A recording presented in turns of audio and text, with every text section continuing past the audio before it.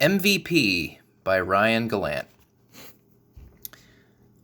The caretaker finally managed to stanch the bleeding and returned to the control hub, deep in the bowels of the ship. The Estrella, the deep space colony transport that was the last best hope of humanity, was more or less stable. But at what cost? Structurally, it was still intact, but internally... He was surprised the ship was still alive, after the malfunctions had spread throughout every system like a wildfire.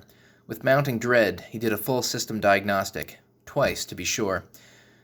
Then, reviewing the preliminary figures that spilled across the screen in front of him, he asked out loud to verify. "Bob, what's our status?" "Primary systems have been stabilized, sir," came the cold, respectful reply from Unit 808, Bob, the Estrella's onboard AI, the caretaker's only chance to ensure the safe delivery of 527 souls to their new home and hope on Arcadia Prime. The caretaker's job was almost a formality. Bob was more than capable of running the ship autonomously without him, at least in theory.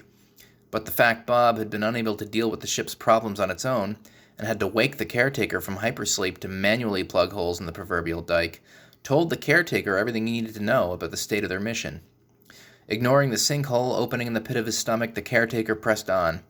"What's our ETA for making planetfall? Are we still on track?"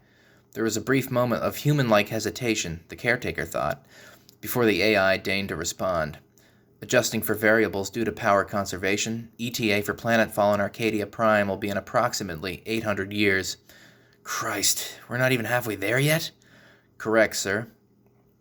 The caretaker dreaded the answer to his next, obvious question. "Is our cargo safe?" Another hesitation from Bob, this time unmistakable, told him what he already knew before Bob said a word. At the current rate of power consumption, all life support systems will cease to function in approximately 16 years. Despair sunk into the caretaker's heart, wrapped around it, squeezed till it physically hurt. The Estrella had been built to escape a dying Earth for the refuge of a neighboring system. It had been rushed, a pitiful final effort by Earth's leaders to stave off an extinction that had seemed inevitable. None of the eggheads, despite their best educated projections, have been able to determine with any viable certainty the ultimate habitability of Arcadia Prime. The entire mission was a giant gamble, but at least they'd had hope. But now Bob was telling him that that hope was gone, that this was how it ended for them, far from home, in the lonely, star-speckled darkness. They were to be a footnote in the history of the universe, a species that had every evolutionary advantage handed to it, and then all but destroyed itself, only to crawl away in its desperate bid to survive and fail all the same. The caretaker took a few moments to fully process the fatalism of the situation, his hopes for the future draining from him all at once, like a stopper had been pulled deep within him.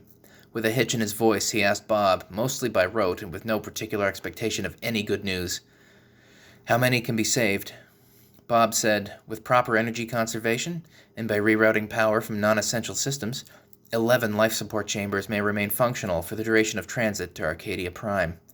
11. 11. Out of 527. "Run the numbers again," the caretaker demanded, voice shaking. "I just did," came the matter-of-fact reply. "The result is the same. This can't be how it ends for us. It can't be." "I am sorry," said Bob, poorly replicating compassion. The caretaker smirked bitterly. "You're incapable of being sorry about anything, Bob." A beat, then. "No offense." "None taken, sir," said Bob, amiably enough. "I was simply employing proper etiquette as per my interpersonal subroutines."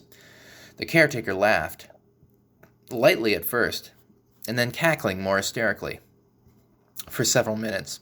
Or maybe an hour. 2? The caretaker never really noticed, or cared. It was utterly absurd. The extinction of the human race was probable, if not already a foregone conclusion. And here he was, in the middle of space, the weight of humanity's fate on his shoulders, and only a sociopathic AI, this stranger, to talk to. It was enough to drive a man mad. His manic laughter eventually tapered off, leaving him exhausted and nauseous. His stomach churned violently, and he vomited up his last meal, a 600-year-old slurry of steak and potatoes. His head pounded, but after a few moments of deep breathing, his body relaxed. Bob said, "What do you wish to do, sir?" Gentle, chiding. The caretaker sighed. "What do you think I should do?" "I have thoughts, but I cannot tell you what to do." "Give it to me straight, Bob. That's an order." A long pause. "Perhaps you should do nothing, sir." The caretaker frowned. "What do you mean?" According to initial population viability analyses, a minimum of 500 individuals are required to account for random genetic drift and harmful environmental factors over multiple generations. This would ensure the legacy of optimal genetic traits critical to human survival. Putting aside susceptibility to genetic drift and lower population numbers, the minimum viable population necessary for the survival of the human race is 50 individuals. Based on my most optimistic projections, 11 individuals are insufficient to prevent human extinction. The caretaker blinked. Well, shit. That was straight. Of course, sir. The caretaker licked his lips. So your advice is to just let us die? A brief hesitation from Bob. Correct. You want me to just give up? Why would I do that? In light of current projections, it is only logical. You said 11 could be saved. That number merely represents short-term viability. It's a chance. Logically irrelevant. Long-term survival rate remains 0. Yeah, well, isn't that true of everybody? Ah, a joke about human mortality. That was funny, sir. Glad you thought so. The caretaker scowled. Bob's casual callousness getting under his skin. We're driven by more than logic, Bob. I do not have such a luxury, sir. Yeah, I got that. The caretaker rubbed his lips slowly, pensively. Say I don't want to give up. Say I want to save as many as I can. What do I have to do? He knew, but he wanted Bob to say it out loud anyway. He needed to hear it. Bob didn't miss a beat. First, you would have to determine 11 individuals to be preserved. Second, the elimination of the remaining 516 individuals to conserve life support function. And there it was. So I have to kill 500 people. 516. The caretaker felt sick again. Jesus. I repeat, sir, perhaps it is for the best to do nothing. Gentle again. I swore I'd get these people to their new home. That will not be possible. I could still save 11. By culling 516. By killing 516, you mean? Semantics, with all due respect, sir. The result would be the same. You're a cold bastard, you know that, Bob? Bob didn't respond for a long time. Had he taken offense? Could he? The AI said, They would never know, sir. It would be painless. How do you know? I have run the simulations. It is, as you would say, humane. There's nothing humane about this. As you say, sir. Then the culling is your only option. What a sanitized way to say genocide, the caretaker snapped. Bob seemed to bristle, if that was possible. Apologies, sir. Keep them, he spat back in disgust. Just bring up the damn manifest. Guess I need to start winnowing 500 down to 10, huh? That will be unnecessary, sir. In expectation of this eventuality, I have already taken the liberty of compiling a list based on a suitable ranking system for all 527 passengers. A pause. Excluding yourself, of course. The caretaker's expression darkened with suspicion. What do you mean, ranking system? From most expendable to least expendable, with respect to maximizing the human survivability ratio. I have cross-referenced by age, skill set, genetic markers, and fertility. As such, I have determined the 10 best candidates with the most potential for staving off extinction over the longest period of time. 5 male, 5 female. Would you like to see them, sir? The caretaker swallowed heavily, dryly. He tasted bile at the back of his throat. These are people, Bob. I am aware of that, sir. You think our worth is determined by our genetics, our skills? In terms of survivability, it is. I'm sorry. Stop saying that! Bob said nothing, apparently chastened. The caretaker sighed, wishing he wasn't the one who had to choose, but knowing that it was his sworn duty to take care of the vessel and its passengers. When he'd been selected over his best friend Jim, he'd promised the powers that be that he would see this mission through to its end. This just happened to be a more bitter end than he'd expected. All right, he said somberly, steeling himself. Show me. Bob didn't reply, simply sent the data to the caretaker's screen. The caretaker scanned the list carefully, processing names and occasionally matching them to the faces of the people who'd volunteered for the one-way trip to Arcadia Prime. Whole families had boarded, like the Rourkes, whom he'd met prior to boarding, a father, mother, and 2 daughters. One of the daughters, the youngest, Angelica, was on Bob's list of 5 female candidates to be saved. What would she think about having her family sacrificed so that she might live, to give humanity a slim, fighting chance? The caretaker remembered her vividly from before, 22 years old, with an engaging wit and the wide-eyed hopefulness of youth. He tried to picture her after, grieving and bereft of hope. Would she hate him? Or would she find it in herself to understand his impossible choice, unless he chose to put them all down, himself included? The caretaker sighed. His gaze roamed over the list of people Bob deemed most expendable, Jim among them. His best friend had worked alongside him at the facility in the months leading up to the Astrea's launch, and he could have just as easily been selected as the ship's caretaker instead. Jim had drawn the short straw, and now he was 324th on Bob's list.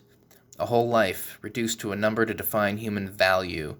The caretaker remembered the good times, the bottles of rum they'd knocked back, the poker games in the back room of the conference hall after hours, the two of them smoking endless joints and laughing till their sides hurt.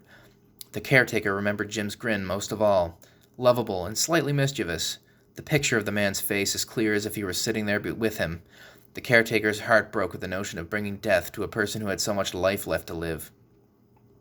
The top 10 candidates for salvation, including Angelica Rourke, were a predictable mix of intellectually and physically gifted specimens of humanity, exactly the archetypes an AI would deem the most valuable people.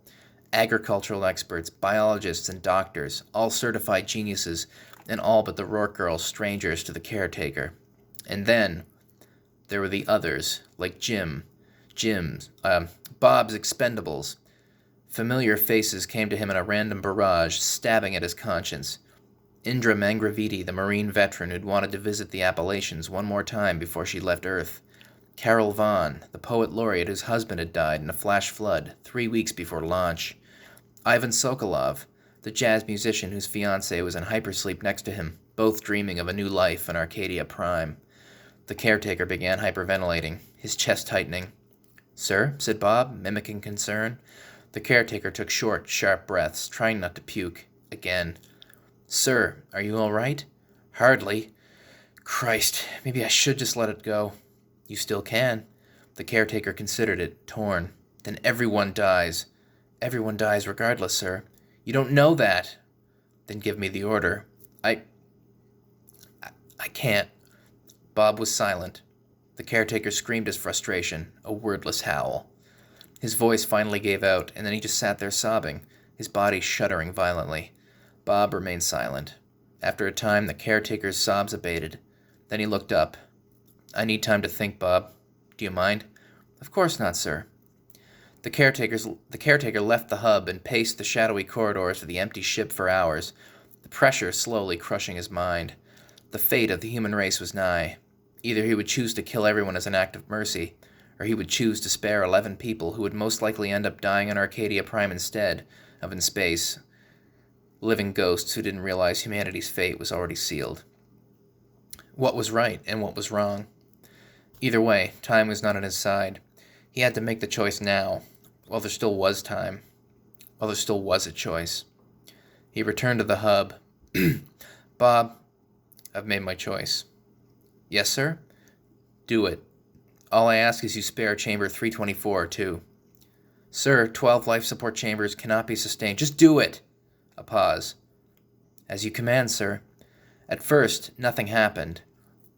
Then, on the caretaker's screen, each chamber's EKG reading flatlined, from 527 down to 12. For several interminable minutes, the caretaker sat unblinking as each traveler departed with no blood, no screams, no recriminations. Just there, and then not. At last it was over, as clean a slaughter as there ever was. The caretaker wept bitterly, his tears burning like acid. "You did what you had to do, sir," said Bob, soothingly.